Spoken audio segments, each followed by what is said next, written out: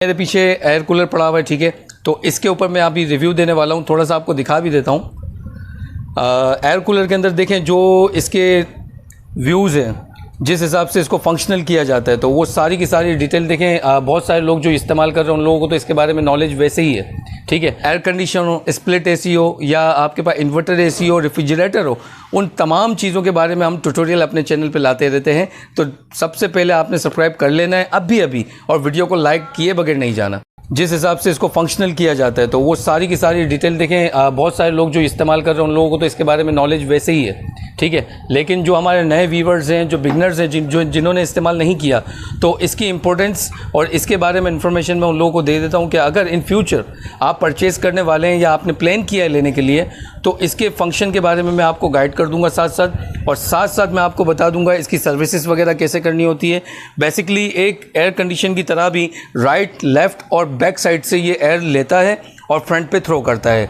तो ये वाली साइड जो आपको नज़र आ रही है, बेसिकली ये फ्रंट पे थ्रो करने की साइड है, और ये राइट साइड पे जो जाली नज़र आ रही है और लेफ़्ट पे जो जाली है और बैक पे जो जाली है, बेसिकली वहाँ से जो है ये सक्शन करता है। तो जब ये सक्शन साइडें बंद हो जाती है तो जिसकी वजह से कूलिंग पे इफेक्ट आता है, ठीक है। ये सारी चीज़ें इस वीडियो के अंदर मैं आप लोगों को तफसील से बताऊँगा, आपको समझा देता हूँ। सबसे पहले देखें यहाँ पर एक तरीके से रेगुलेटर दिया हुआ है। तो रेगुलेटर के अंदर देखें 1 2 3 ऑप्शन दिए हुए हैं। तो बेसिकली ये 3 ऑप्शन जो है इसके फ़ैन को रोटेट करेगा, यानी कि अगर आपको इसकी कूलिंग की ज़रूरत नहीं है और आप कूलिंग इस्तेमाल नहीं करना चाहते, तो आपने जस्ट इसको 1 2 3 की स्पीड में यूज़ करना है। This is just for fan speed. तो आपकी फ़ैन स्पीड यहाँ से कंट्रोल भी हो जाएगी और ये सिर्फ आपको हवा देने का काम करेगा। तो इसके अंदर एक चीज़ मैंने आपको गाइड कर दी है, देखें ये वाले जो ऑप्शन है ये फ़ैन को इसको रोटेट करेंगे, ठीक है। अच्छा, अब यहाँ पर आते हैं। यहाँ पर जब आप आएंगे देखें यहाँ पर एक लो स्पीड है, एक मीडियम स्पीड है और एक हाई स्पीड है। जब आप इसकी मीडियम स्पीड और हाई स्पीड और लो स्पीड को कनेक्ट करेंगे तो बेसिकली देखें यहाँ से आपको इसके पंप को ऑन करना पड़ेगा। यहाँ से जब इसके पंप को ऑन कर देंगे तो ही पानी की रोटेशन जो है, पानी की साइकिल जो है यूज़ इसकी वर्किंग करेगा। जब तक आप ये बटन इसका ऑन नहीं करेंगे कूलिंग वाला, तो इसका जो नीचे बॉटम में पंप लगा हुआ है वो तब तक स्टार्ट नहीं होगा। और देखें इसकी एक ये रेगुलेटर दिया हुआ है जिसमें फ़ैन सिर्फ चलेगा और ये पानी के साथ थ्रो करेगा और ये पंप स्टार्ट करेगा। और ये एक ऑप्शन इसके अंदर दिया हुआ है, ये इसकी बेसिकली एयर स्विंग है। और एयर स्विंग ये आपको नज़र आ रही है, ठीक है। ये एयर स्विंग जितनी भी है ये रोटेट होती है, ठीक है। इसमें भी बाकायदा मोटर लगी हुई है, ये वाली, ये देखें ये मोटर लगी हुई है, ये बाकायदा मोटर रोटेट होती है। यानी कि ये जो एयर स्विंग है ये इस तरीके से रोटेट होती है, कभी इधर कभी इधर, तो ये इस तरीके से रोटेट होती है। इसके अलावा और कोई साइंस नहीं है, ईजी है। लेकिन जब आप इसके अंदर कूलिंग चाहते हैं, अगर आप अपने एयर कूलर के अंदर कूलिंग चाहते हैं, तो इसके अंदर 2 स्टेप ऐसे होते हैं जो आपको नोटिस करने पड़ते हैं जिसकी वजह से कूलिंग होती है। तो पहला स्टेप आपका ये होता है कि कूलिंग करने के लिए आपको इसके अंदर पानी भरना होता है। पानी भरने के लिए मैं आपको बता दूं, आपका स्टेप ये होता है कि ये जो नीचे डाउन साइड नज़र आ रही है आपको, ये जो डाउन साइड नज़र आ रही है, ये मैं आपको फिर दिखा देता हूँ। ये डाउन साइड नज़र आ रही है, यहाँ पर आप पानी फिल करेंगे। और ये जो आपको नज़र आ रहा है ये मोटर है, ठीक है। इस मोटर का काम ये होता है कि ये पानी यहाँ पर जो इसकी तय बन जाती है, तो ये पानी यहाँ से इसको सक करता है और सक करने के बाद ये पानी यहाँ पर आता है, यानी कि इस डायरेक्शन पर आएगा। सारा का सारा पानी यहाँ पर फिलअप होगा।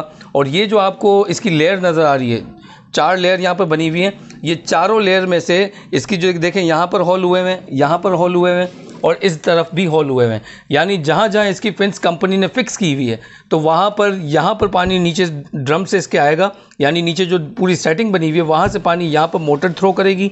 उसके बाद पानी यहाँ पर से इसकी फिन्स के ऊपर जाएगा, यहाँ से ऐसा गिरेगा, यानी कि यहाँ से इस तरह रहता हुआ पानी जाएगा नीचे, ठीक है। यही सेम वर्क यहाँ बैक साइड पर भी होगा, ठीक है। यही सेम वर्क राइट पर और लेफ़्ट पर दोनों तरफ सेम वर्क होगा। तो ये प्रोसीजर के बाद होगा ये कि एक तो पानी से जो इसकी कूलिंग आपको मिलनी है वो तो मिलेगी, लेकिन टॉप ऑफ दैट अगर आपने इसके ऊपर बर्फ़ रख दी या आइस अपने फ्रिज में से निकाल के रख दिए तो पानी जो है वो चिल हो जाएगा।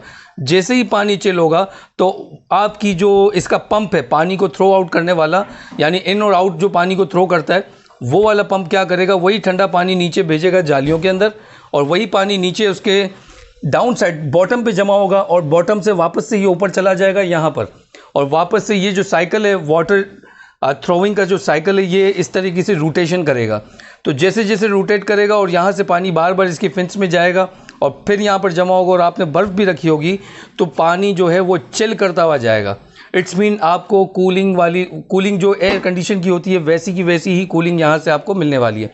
तो एयर कूलर जो है वो भी स्प्लिट की निस्बत देखा जाए बेस्ट चॉइस है आपके पास, बेस्ट ऑप्शन है आपके पास। अगर आपके पास कोई ऐसी जगह नहीं है जहाँ पर आप स्प्लिट एसी लगा नहीं सकते, आई विल सजेस्ट यू आप इसको लगाएं, एयर कूलर यूज़ करें। और सबसे बड़ी बात मैं आपको बताऊं, ये पोर्टेबल है, ये इसी तरीके से देखें आप, मैं इजीली इसको मूव कर रहा हूँ, इतना इजीली मूव कर रहा हूँ कि इसको फीमेल भी आराम से इधर उधर ले जा सकती है, बच्चा भी इधर उधर ले जा सकता है। यानी इतना पोर्टेबल होता है ये कि आप एक रूम से एक कोने से दूसरे कोने और दूसरे कोने से तीसरे कोने पे इजी ले जा सकते हैं, आप इसको मेंटेन कर सकते हैं। तो हमारे पास जो एयर कूलर है वो देखें होम एड कंपनी का है, मेक योर लाइफ ईजी। इसका मॉडल नंबर आपको बता देता हूँ, HA7020, ठीक है। तो ये डिफरेंट कंपनी के नाम से आपको मार्केट में मिल जाएंगे, कोई भी ले लें। तमाम एयर कूलर का काम जो है वो यही होता है, और पोर्टेबल एयर कूलर इसको कहलाता है। ये 220-240 वोल्टेज के ऊपर आपको मिलेगा, ठीक है। और डिफरेंट नाम से आपको मिल सकता है, डिफरेंट नेम्स होंगे, डिफरेंट कंपनीज होंगी, लेकिन तमाम के तमाम का काम यही होगा। अगर आप लोग एयर कंडीशन को अफोर्ड नहीं कर सकते, बजट आपका नहीं बनता, तो मैं आपको सजेस्ट करता हूं कि आप एयर कूलर लाजमी परचेज़ करें, एयर कूलर यूज़ करके लाजमी देखें। और मेंटेनेंस भी इतना ज़्यादा नहीं होता है, इजी टू मेंटेन है, इजी सर्विस है। आपका ना गैस का इशू है, ना इसमें गैस चार्ज करनी पड़ती है, जस्ट इसमें एक फ़ैन मोटर लगी हुई है, एक इसका वाटर पंप लगा हुआ है, दैट्स इट। बाकी रेगुलेटर वगैरह लगे हुए। तो इसका अगर मैं इसमें और स्प्लिट एसी में दोनों के बजट की बात करूं तो देखें ह्यूज डिफरेंस है दोनों में। आपको 1 लाख प्लस 1 टन का एसी भी इस वक्त मार्केट में चल रहा है, लेकिन आपको ये 15 से 20 हज़ार रुपये में उसकी मिड कूलिंग के हिसाब से मिल जाएगा, यानी उसकी हाफ कूलिंग तो आपको देगा, ठीक है।